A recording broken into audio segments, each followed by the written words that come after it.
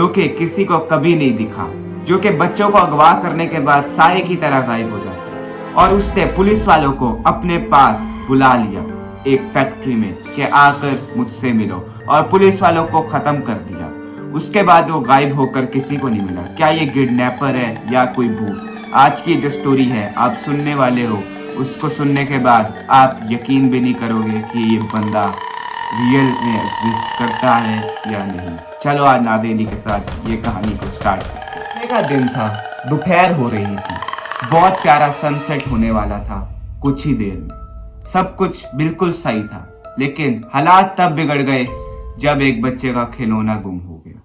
घर का दरवाजा खोल बच्चा घर से निकला और वहीं पर गुम हो गया। उस बच्चे के माँ बाप ने उसे ढूंढने की पूरी कोशिश की, लेकिन तब जो उन्हें खबर मिलती है वो उनके रोंगटे खड़े कर देती है। जो बच्चा गुम होता है वो अकेला ही नहीं होता, उसके साथ उस मोहल्ले के 18 से 20 बच्चे और भी गुम हो जाते हैं। जब ये बात पुलिस वालों को पता चलती है तो पुलिस वाले कहते हैं कि घर से भागे हुए बच्चे, ये कोई किडनैपिंग का केस नहीं। लेकिन पुलिस वालों को क्या पता था कि आगे क्या होगा।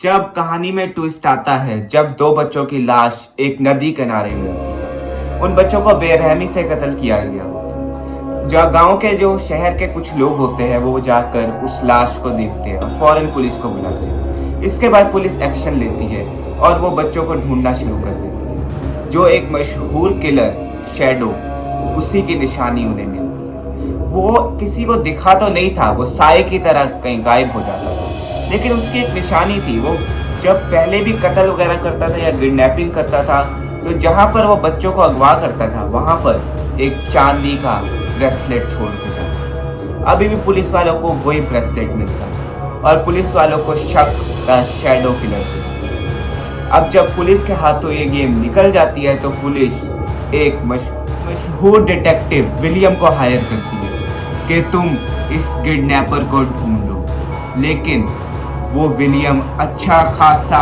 खर्चा मांगे।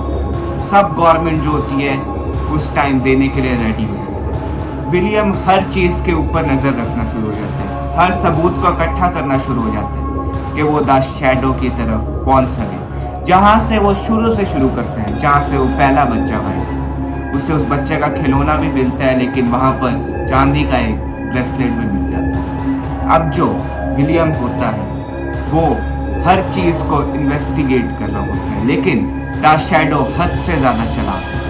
वो विलियम की हर हरकत के बारे में जानता था। शैडो हर चीज के बारे में जानता था कि विलियम अब कहाँ जा रहा है, क्या कर रहा है, उसे ट्रैक कर रहा था।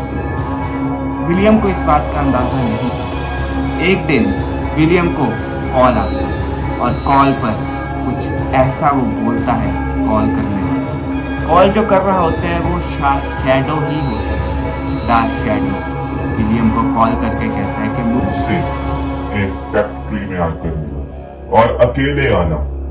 विलियम ने अच्छी खासी अमाउंट ली होती है और वो डरा हुआ वहां पर फैक्ट्री के बाहर रात को चला जाता है, जो कि उसको 12 बजे आने का कहा गया था।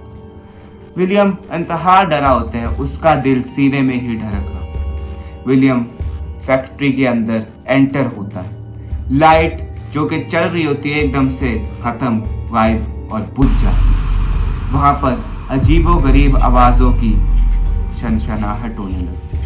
वो विलियम का वेलकम करता है। विलियम थोड़ा सा आगे जैसे ही जाता है तो उसे दिखता है एक साया, और वो साया बहुत ही भारी आवाज में कहता है, अच्छा किया तुमने। विलियम इस बारे में जानता था कि कोई ना कोई ट्रैप है। विलियम अपनी पिस्टल निकालता है और जैसे ही वो पिस्टल को निकालता है कोई भारी सी चीज उसके सर पर देकर मारी गई और विलियम वहीं पर बेहोश हो जाता है। अब विलियम तो गायब हो गया। वो जो साया था वो विलियम को लेकर कहीं पर गायब हो गया।